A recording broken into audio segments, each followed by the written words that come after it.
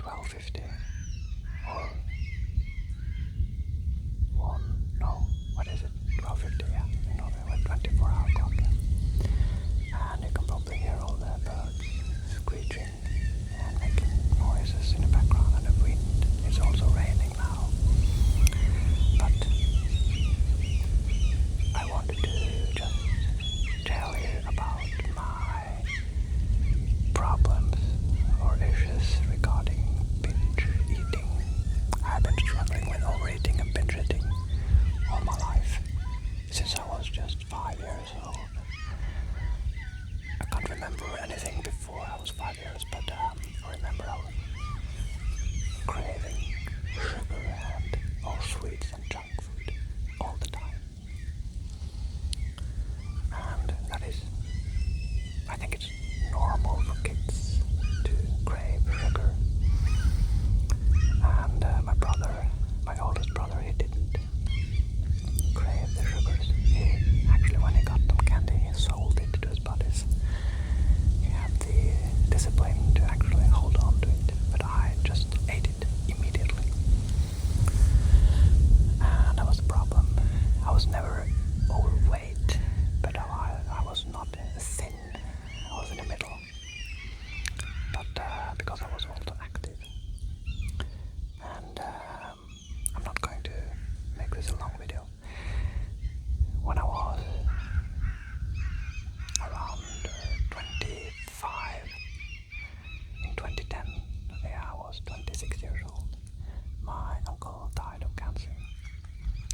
And I started to read about nutrition and how nutrition affects the body. And I started eating healthy. I tried a vegan diet, I tried a vegetarian diet, omnivore, carnivore. I tried all the diets. And I did not have much focus on the overeating aspect. I was just experimenting with different food and reading a lot about it in different books, and started following different YouTube videos. And I was always breaking when I had a good period where I was eating healthy. I always fell back and overate. I remember one time my now ex-wife, she remembered the day today that I was eating 10 big ice cream sticks, lollipops or what it's called, in the evening. I just ate and emptied the box. And when I opened a box of chips or crackers or chocolate, I just had to empty it, eat the whole thing, till I was stuffed and almost felt sick. Okay, there are some birds in the background here. What is that sound? I think they're fighting.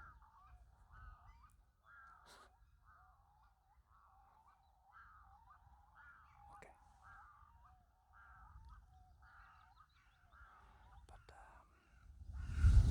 And I said to myself, this is a problem. I need some help. And I was considering therapy. I actually had an appointment from a doctor, but I canceled it because I thought, no, I can't go to my doctor. So I joined a Facebook group with a therapist in the binge eating category. And there was a community, so we can ask each other. And that helped me a lot, because for me it's very important to just read about something and stay responsible for myself. If I say that, okay, now I'm going to change, and someone hear it, I feel a responsibility to just do it.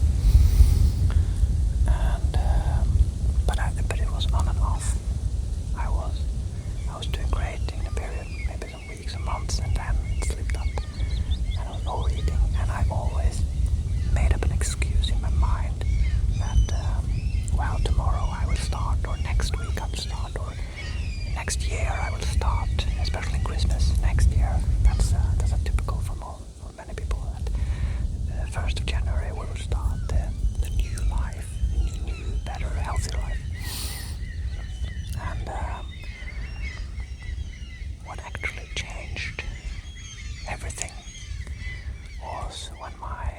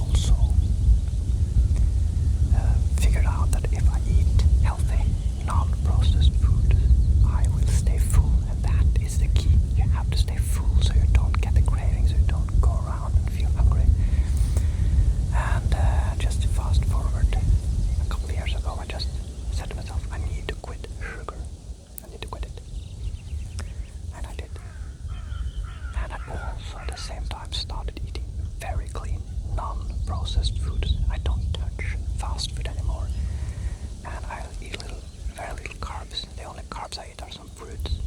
I can't tolerate fruit without getting sugar cravings, but I don't eat much fruit. Mostly in regards or when I'm training or something, exercising, and I started eating a lot of meat, fish, eggs, some nuts, and fermented veggies. I also ferment a lot of veggies, and I make sauerkraut and kimchi, and that helped me because I'm always full and I'm always satisfied. My body does not crave anything because it gets what it needs in regard to the nutrition, and I know that I can eat almost as much as I want. I can eat butter and meat and eggs, and I get full when my stomach is full. When you eat cake, you get full, but you can continue eating because the sugar and the flour overrides the signal, the hunger signal. So you can just eat and eat and eat and eat, and you get fat. And I don't want to get fat. And what I also noticed was when I just stuffed myself with clean food, unprocessed food, fats and protein and some carbs, it was almost impossible to gain weight. I gained weight easily when I ate junk food and ice cream and all that shit. I gained weight very easily. Now it's almost impossible. I have to stuff food down my throat if I will increase my weight. And that is a bonus. Actually, yeah. So, yeah, the birds are screeching. Okay. So that's my journey, where I am now.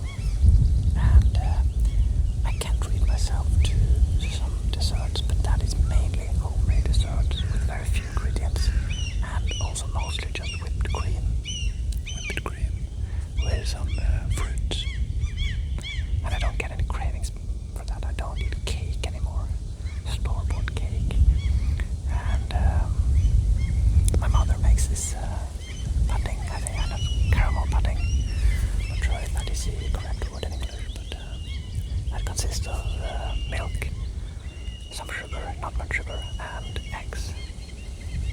And it tastes like caramel, but I only eat it when I'm in a party or a birthday party or whatever.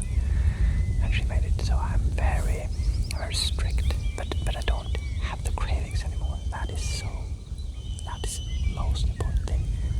The cravings disappear when you just eat very clean and eat a lot of food. So you reset your hormones and you reset your signals. And that is a correct way, because our body is not meant to eat lots of sugars all the time. It is not. That's a fact. We're meant to eat clean food, non-processed food. And some people can't tolerate to eat at McDonald's and just eat a few bites and then walk away and never have any cravings. But we are different. And just go back to alcohol. I don't get any cravings for alcohol. I can drink sometimes some red wine, but I don't never get drunk, and I can stop it, and I can go a year without alcohol with no problem. While others don't like cake or sugar, but they crave alcohol. So I know we are different. But when I start to compare the alcoholism with the sugar addiction, it started to make sense that some of us just maybe have to quit it completely and remove it from our diet completely. Instead of going to therapy and learn how to moderate, that might be a solution for some of you. But I didn't want it because, let's face it, I don't need sugar, I don't need chocolate, I don't need anything of that. And I actually make some chocolate with only cocoa, how do you pronounce it? I don't know. The powder, the brown powder, and cocoa butter, without any sweetener. And I get the crunchy feeling in my mouth, but it tastes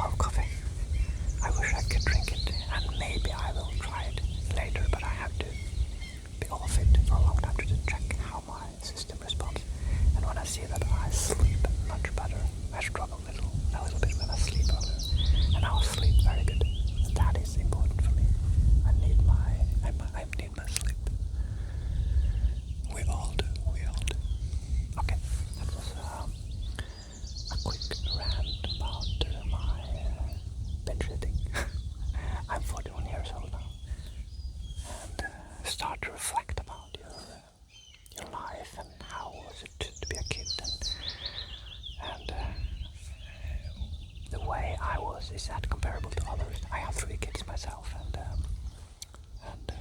I am observing what they're doing and how they're doing and compare it to myself. But I don't talk about this in front of my kids. I don't want them to get this weird food or any anxiety around food. I don't want that. But I serve them relatively healthy foods without making any scenes around it. I don't want that. They see what I do, but I don't talk about it. I say that